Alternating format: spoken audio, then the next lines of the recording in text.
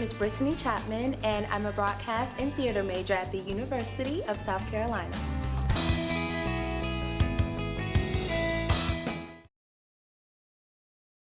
You know, you really have to marvel the technology we have today. We have an international space station. We even sent spacecraft out of our solar system. And you have to think, who figures this out? Who has time to do this?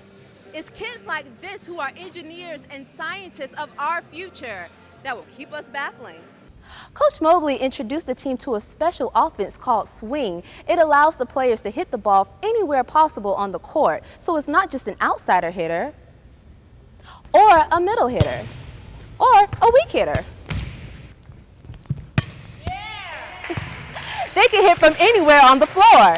Larry Levy has made millions off of his artwork. His portraits are displayed all over the world, including the Smithsonian Institute, the United Nations building, and even the Vatican. But it's his southern roots that always keeps him grounded. These very special individuals have helped transform these young cadets into the chain of poets. VSI have used their life experiences to encourage the power of expression and to teach the importance of writing yourself free. After 2 years of waiting, Chelsea has recently found news that she has been listed active on the transplant list. She will have to wait for a donor, and for Chelsea, waiting can be tough. But at 23 years old, Chelsea will come home. The gift to have a kidney and the gift of time at home. Yes, I'm definitely staying dry out here, but if you were here yesterday, these roads would have completely been shut down due to some heavy flooding. Today, we're looking at periods of showers and isolated thunderstorms, highs throughout the week in the middle 80s, more coming up in a bit.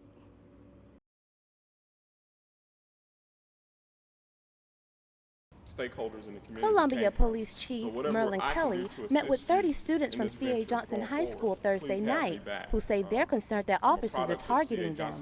They're actually harming us and actually killing us off. So what does that say about the protection system?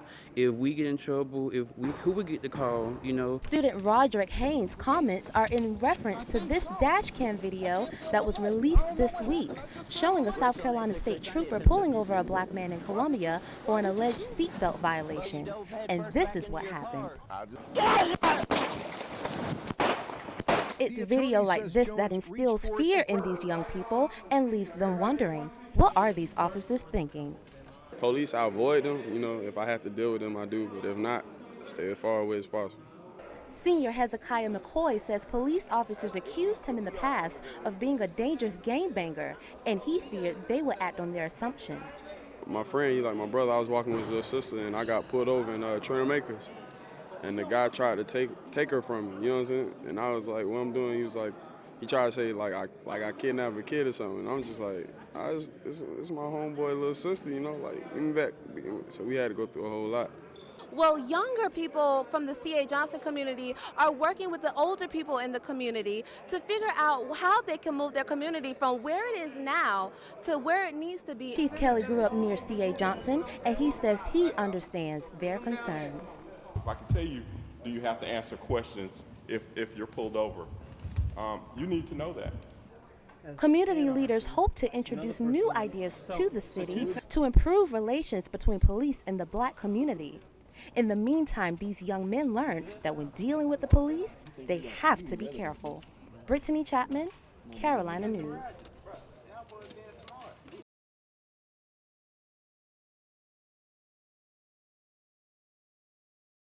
After a 307-year union, Scotland could be separating from the United Kingdom, which also includes England, Wales, and Northern Ireland.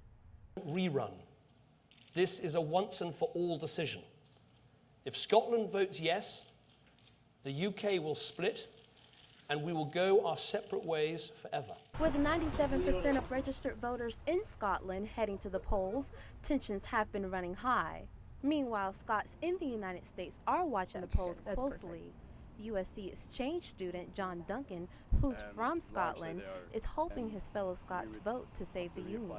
It's been a divisive campaign, so it's sort of pitted friends and family members against each other. So hopefully after the referendum then we can put whatever the result, put it behind us and work together for whatever's in the best interests of Scotland or the UK.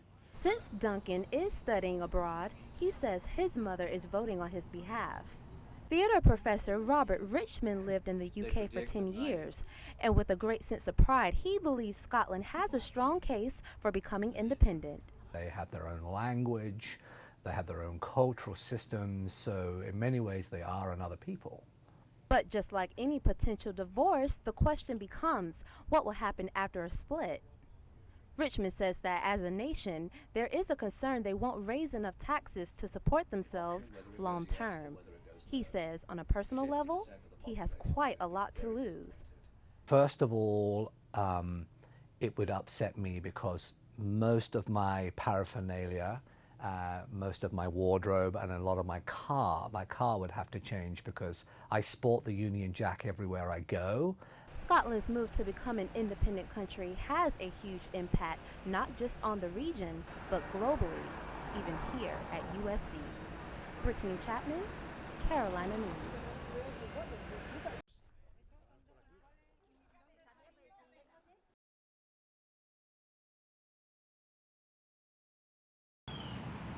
The little town of Dixiana, with a population of 200, sits deep in the woods just off the interstate I-26. It's the hometown of Larry Levy. Growing up in the rural South gave him an appreciation for nature, and that has had great influence on why he decided to become an artist.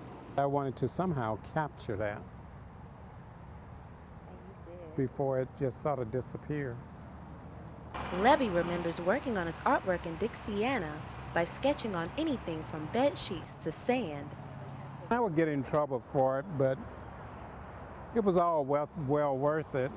Growing up in the 1950s, Levy was determined to perfect the images of his childhood while finding a way to make a statement. But as a college student, he couldn't afford expensive paints that his classmates used. All he had was a ballpoint pen to draw and even paint with, and just like that, he made innovative history, being the first to become well known to produce portraits with pens. South Carolina Supreme Court Chief Justice Jean Toll knows his work well.